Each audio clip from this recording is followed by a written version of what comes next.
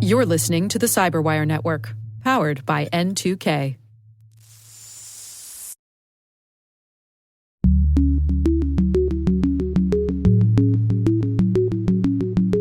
Hello, everyone, and welcome to Caveat, N2K's Cyberwire's privacy, surveillance, law, and policy podcast.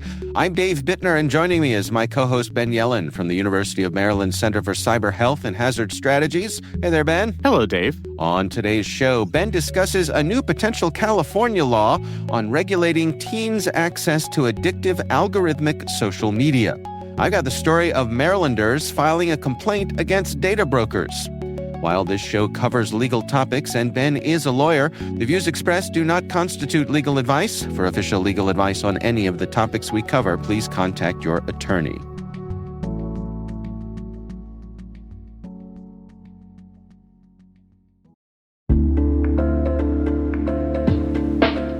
AI is transforming the way organizations work.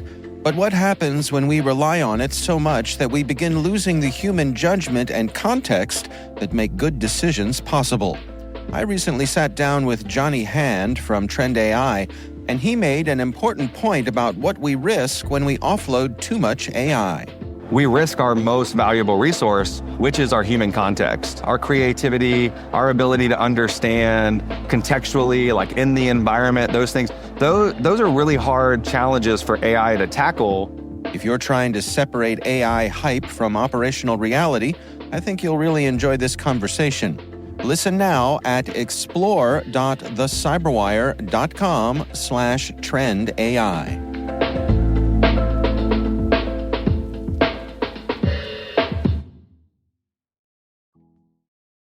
All right, Ben, we've got some good stuff to cover here this week. You want to start things off for us? Yeah, so California's back in the news. Lawmakers in their legislature are poised to enact a bill, Assembly Bill 1709, and Governor Newsom will probably sign it, although we're not 100% on that. But this bill would prohibit social media platforms from providing certain addictive features to any users under the age of 16. So the features they're targeting are recommendation algorithms, infinite scroll, autoplay, other types of engagement maxing design elements. Basically all the things that my kids use every day, even though they're much younger. Make social media. And, that's part of why I think this law is good, because there are a lot of parents who are similarly situated to us, who our kids are not going to listen to us when they say, like, you need to stop poisoning your brain through your use of this consumption of algorithmic social media. Yeah. But if it's just unavailable to them as a matter of state law, then that makes our lives a lot easier. So I kind of see that as an important justification. So to clarify, like, this is not banning teens from social media. It's more a requirement for the platforms that they would have to redesign their services for younger users. So there would be the equivalent of like a YouTube Kids, but for users under 16, where it's just a different setup. It's vague enough that I don't know exactly how it's going to work, but if it's not algorithm-based, I mean, it's just going to be, we're going to go back to the early 2000s, and you just search for the videos that you're interested in, or you search for the content that you're interested in, you are provided that content as long as it is legal, and then nothing is recommended. You have to go back to the drawing board and search again. I have some insights onto this, because when I did the right thing, Ben, and left Twitter, nudge, nudge. You're a stronger man than me. Maybe one day. I went over to Mastodon, which has no algorithm. And so the way that works, which is I imagine how this would have to work, is you find other people who are posting content that you're interested in. There's still hashtags. Right. So you can search around based on that. And so your feed is just populated by other people you've chosen to follow, but nothing gets automatically recommended to you. I guess in a way, there's an organic recommendation engine, let's call it, because let's say I'm following you on Mastodon and I'm going to use the Twitter term, you retweet something from someone else that you follow, then I'll see it from you, and then I can consider, oh, look, Ben recommended this. That's interesting. But at least it's a human being that you know at least Exactly. conceivably. It's a human being that you know recommending it, and it's not the Right. algorithm. Right. I mean, sometimes I step back from my social media use. I think it's important for all of us to do this and be like, am I actually angry because something organic happened in my social media feed and I just happened to come across tweets that annoyed the hell out of me? Right. Or is this all the result of the algorithm where, like, I've interacted with tweets of certain politicians that I disagree with, and so they are going to keep putting that person's tweets in my feed, and it's going to keep making me angry. And I think kind of all of us lose track of how powerful these algorithms are and how they can not only control our consumption of social media, but at least in my case, they control my mood sometimes. Right. And I think it's important to remember that the algorithm is not acting in your best interest. There may be an illusion that it is because it feels like it's putting things in front of you that you're interested in, and that's part of it. But above all, the algorithm is functioning in the platform provider's best interest, which is to keep you engaged and keep you infinitely scrolling. And it works on adults, but I think it works even better on kids. I mean, they're more impressionable. Their interests aren't as well defined, which means that algorithms can kind of steer kids to particular interests. They got those soft, pliable brains still. They really do. So I really do see the justification for this. A couple of other states have tried similar laws. South Carolina and Idaho have enacted versions of this. But obviously, it's a bigger deal that it's California. For one, it's the biggest state or most populous state. And then this is Silicon Valley. So you're going to be putting restrictions on many of the companies that exist in your state and have a lot of political influence in that state. And then for the same reason CCPA was so significant and other California things like AI regulation, companies, in order to comply with this California law, are just going to have to change their practices writ large. Mm-hmm. It's just going to be hard for them to offer an under 16 service to the other 49 states and then a separate one to California. It's too hard to keep track of. That's why these state statutes, while seemingly only applying within those states, have these national implications. So the bill's author, an assembly member by the name of Josh Lowenthal, says the goal is to force these companies to change product design. We're not trying to keep kids off the internet entirely. We are just trying to minimize the harms to mental health, to things like body image, and to keep our kids from being unduly addicted to their screens. And the fight against big tech has been uphill in our legal system and at least among most state legislatures. But the article that we're posting here notes that there have been some successes recently. There's been a lot of legal and political pressure on Meta and other social media firms. We've had favorable jury verdicts and a lot of litigation focusing on how these platforms have been designed to be addictive. Yeah, they're in the midst of a trial right now, aren't they? Meta is, yeah. Exactly. So this is something that's becoming much more of a live issue.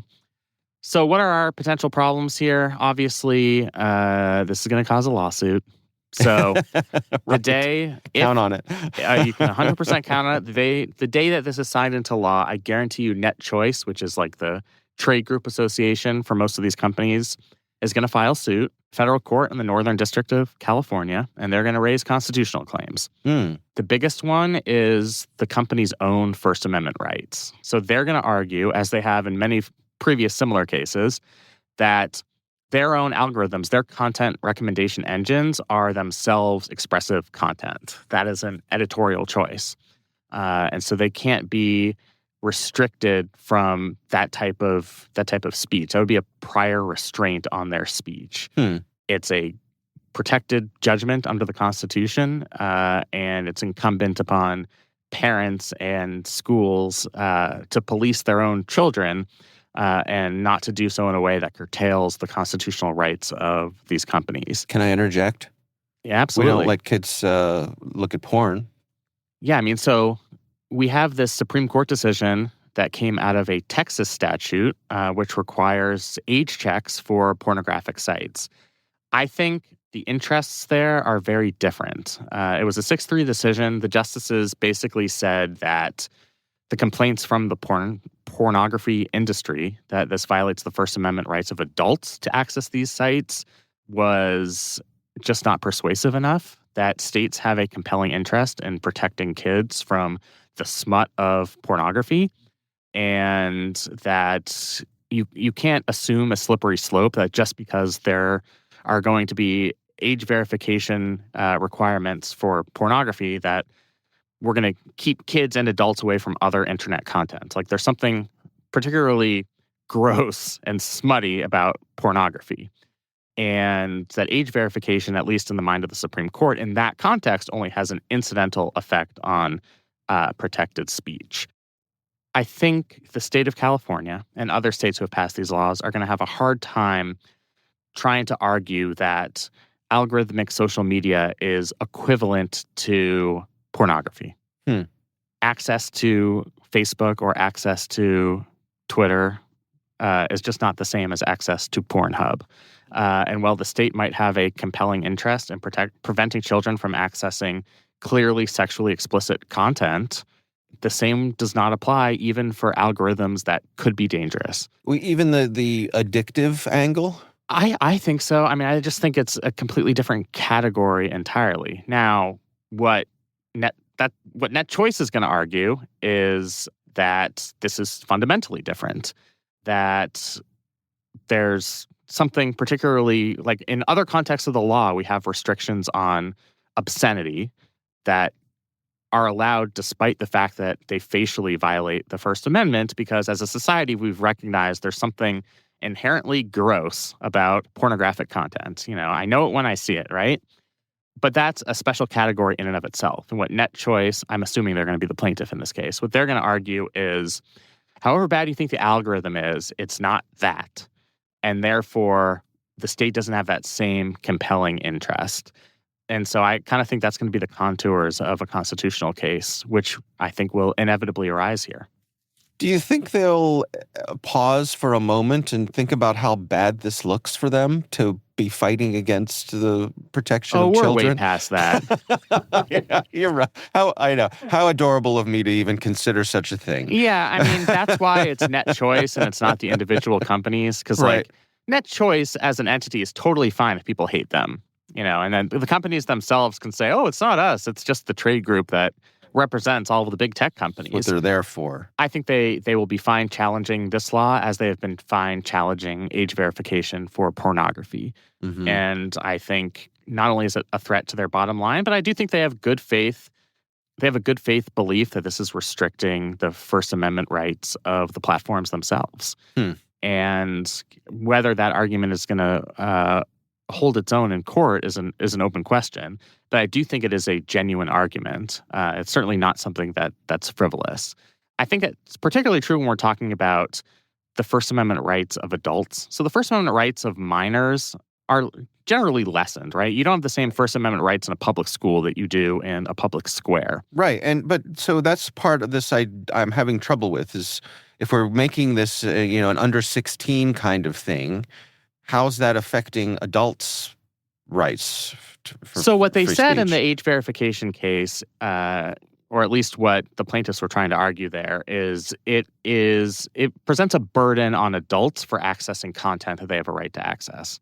Right. So if they have to use some type of age verification measure, including giving personally identifiable information like their biometrics or their driver's license, then that is a burden from an adult expressing, or I guess viewing content. I see. And therefore expressing their First Amendment rights. Okay.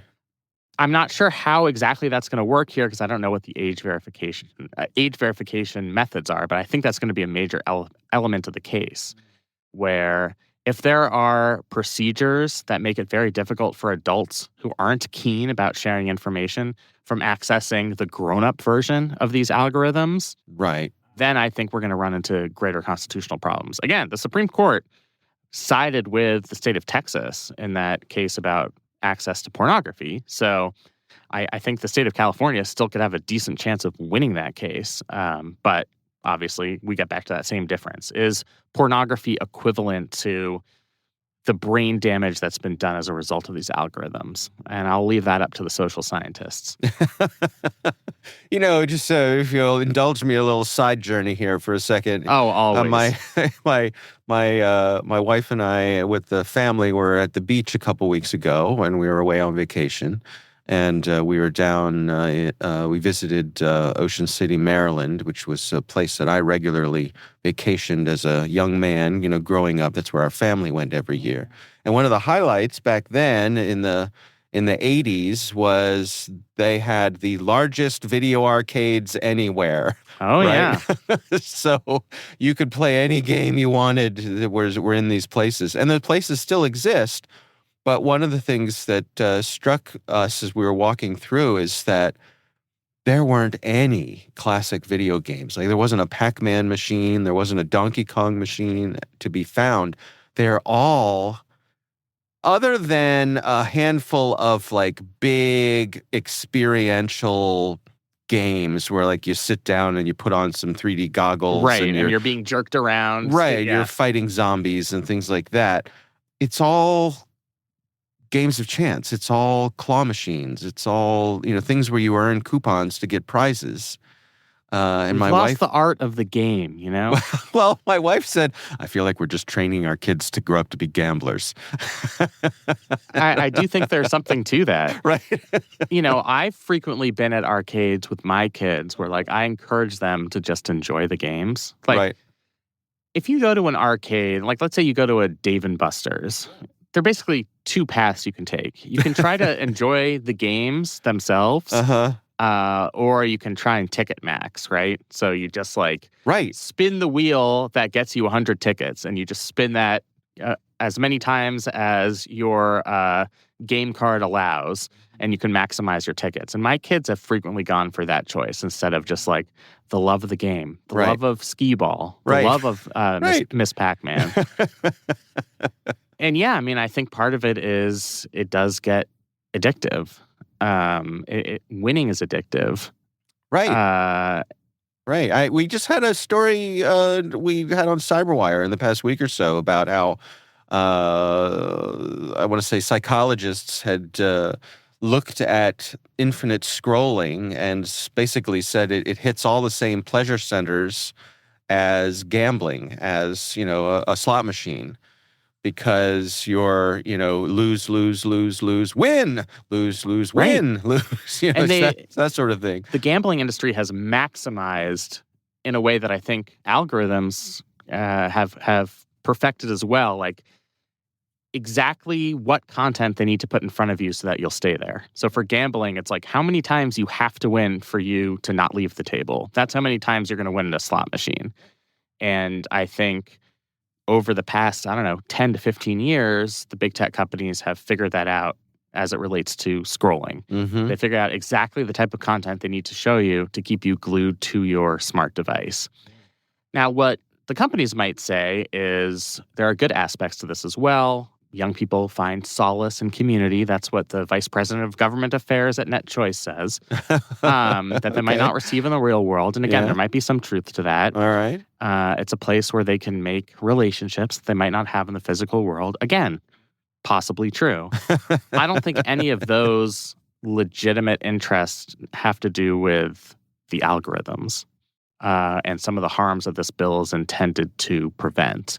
And so I think that the kind of algorithmic rot that is ruining a generation of children is its own unique problem that goes beyond just our early 2010s understanding of how social media works, where it actually was a forum for interaction with our friends.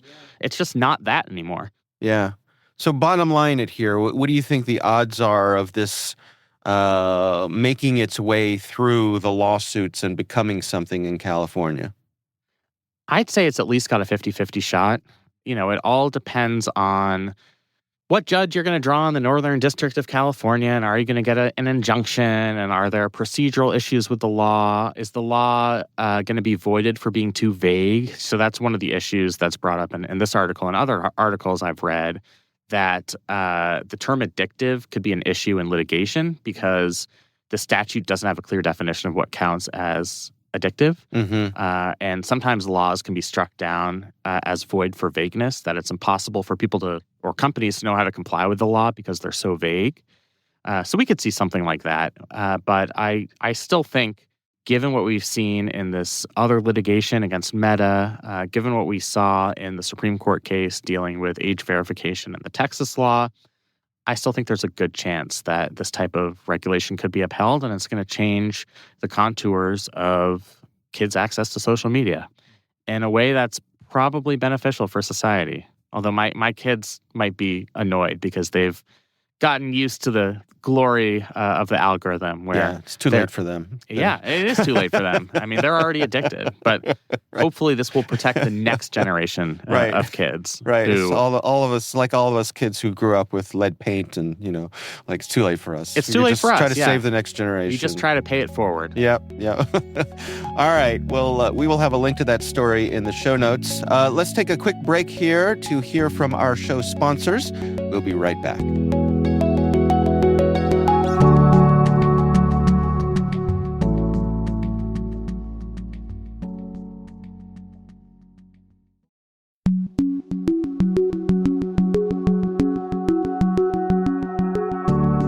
And we are back. My story this week, Ben, comes from NPR. They did a story about my home state, your adopted state of Maryland. You can call it my home state. All right.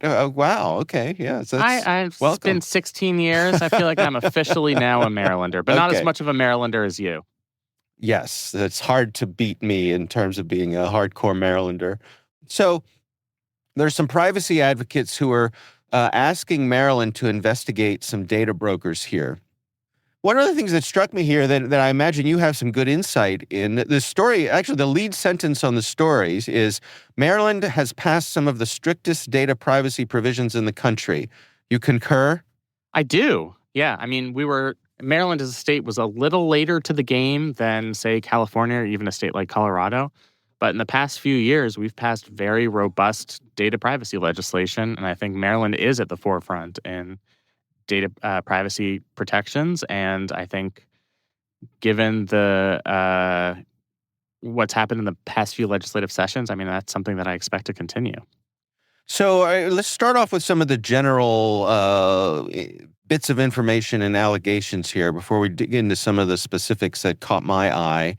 So these are some privacy and civil rights groups that are asking the state of Maryland to investigate data brokers. They're accusing the data brokers of illegally collecting and selling Marylanders' sensitive personal and geolocation data. The companies they're targeting include Penlink, Thomson Reuters, Motorola, LexisNexis, Flock.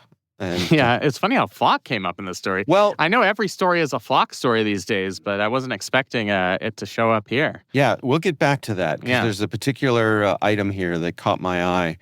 So they're going after law enforcement's access to commercial data. They're saying that some of these companies sell cell phone or vehicle location information to law enforcement without the legal process required under Maryland law. Do you have insights on that, Ben, what the legal process under Maryland law might be that's different from other places? Or dare we say, a warrant? It's certainly not a warrant, but I mean, it's mostly adopting our existing consumer protection statutes to apply to data.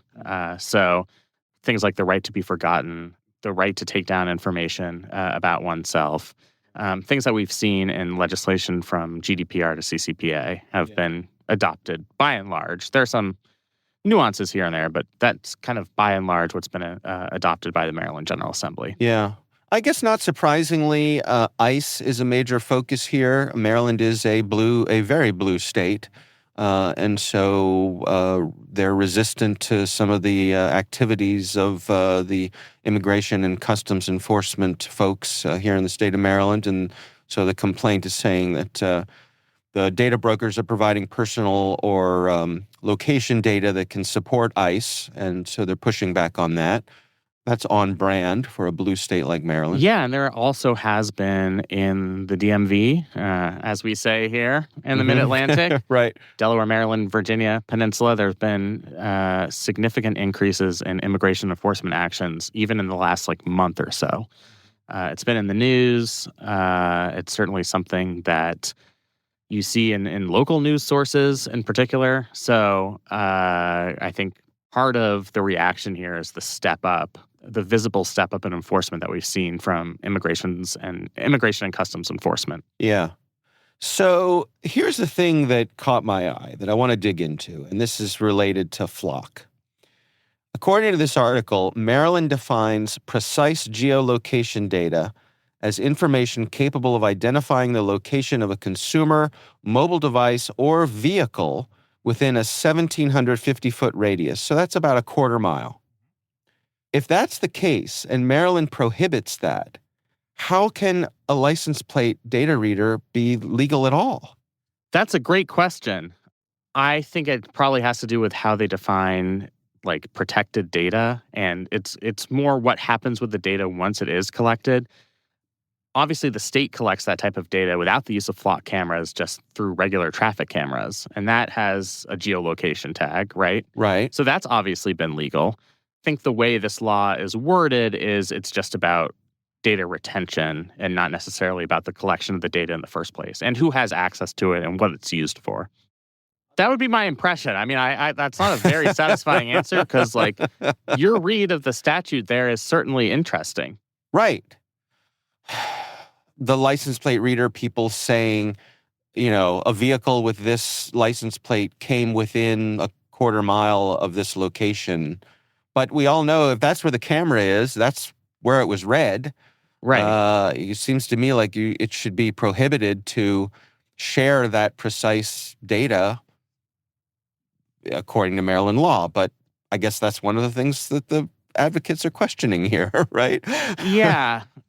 One of these data broker companies says is that the company doesn't process or sell precise location data of Marylanders. What that probably means, if I'm reading between the lines, is they're not keeping a dossier on the whole of a person's movement through the use of automated license plate readers.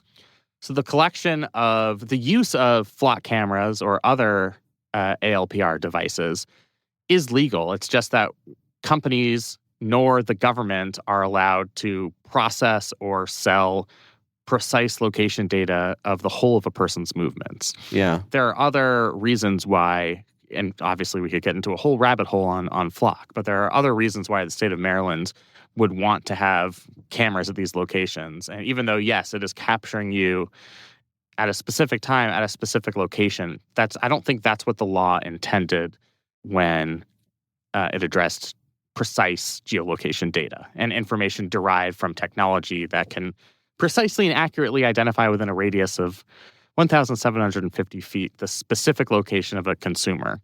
I think that's too literal of an interpretation of what the statute is trying to do, in my opinion. Yeah. And I guess the bottom line here is that these privacy advocates are worried that these data purchases could bypass judicial oversight. And that's really been what we've been talking about the whole time here, right? It's really an end around for the Fourth Amendment. Mm-hmm. Previously, law enforcement agencies would have to do investigative work. They would have to issue subpoenas to get access to any type of surveillance footage. And even though the legal standard for a subpoena is lower than the probable cause standard for a warrant, there is still a standard, and you can challenge subpoenas in court. Mm-hmm. But when we're talking about purchasing data, there's no standards. You can just buy the data, and then it's yours.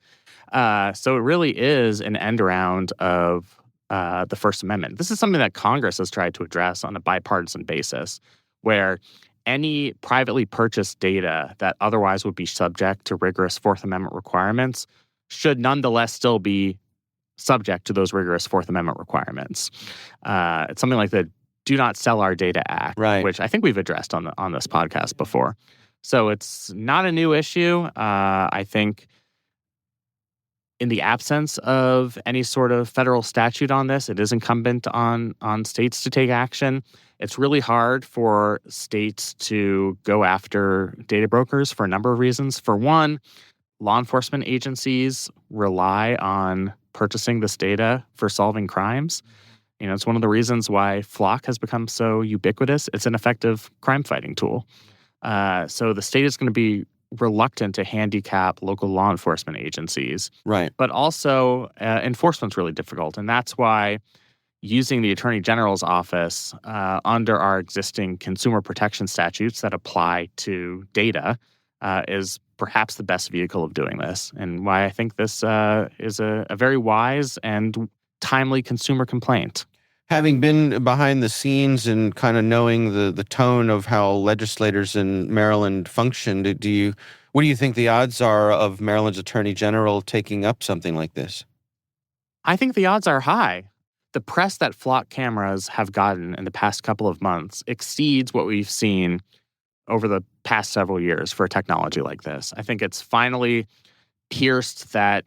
It's pierced the news cycle. It's something that people are talking about. And I think the Maryland General Assembly, even if they haven't honed the perfect legislation to address that problem, members of the General Assembly are very proactive about proposing legislation to rein in things like flock safety cameras or data purchasing. And the legislature is very nimble. They can act much more quickly than the United States Congress, and they've done so in passing these other strong data privacy laws. So, yeah, there are all different types of enforcement tools. What privacy advocates always want is a private right of action so that people have a right of action to sue these companies directly. That's not always included in the bills that the General Assembly passes. So the next best enforcement mechanism is the use of the Attorney General's office in pursuing these investigations and following these consumer complaints. And I think that's what you see going on here. I kind of wish that Maryland did a better job of letting the citizens know what protections they have when it comes to these sorts of things. We always hear about states like California, and they get a lot of press for their consumer protections, but in my mind, as someone who, actually follows this stuff, I haven't really heard a lot of specific promotion from Maryland lawmakers about these protections. If Maryland lawmakers want to do some native content promotion, may I suggest this podcast where we just read through the relevant data privacy statutes. Right.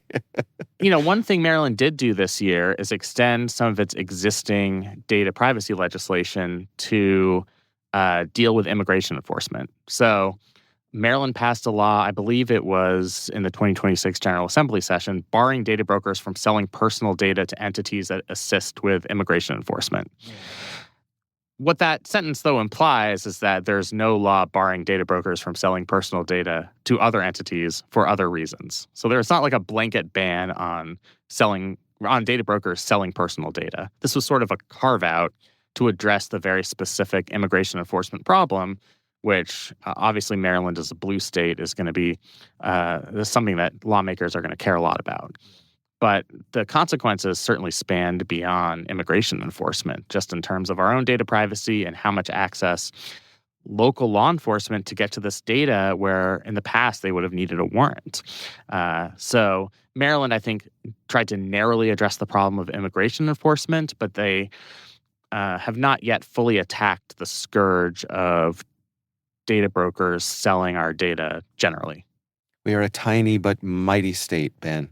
We sure are. We punch above our weight on this stuff. I truly believe that, and it might have taken us a little while, but Maryland has taken a leadership position on data privacy. Right. So hats off to us. Yeah, that's right. And we have a cool flag. Best state flag. All right. We will have a link to that story in the show notes. And of course, we would love to hear from you. If there's something you'd like us to consider for the show, please email us. It's caveat@n2k.com.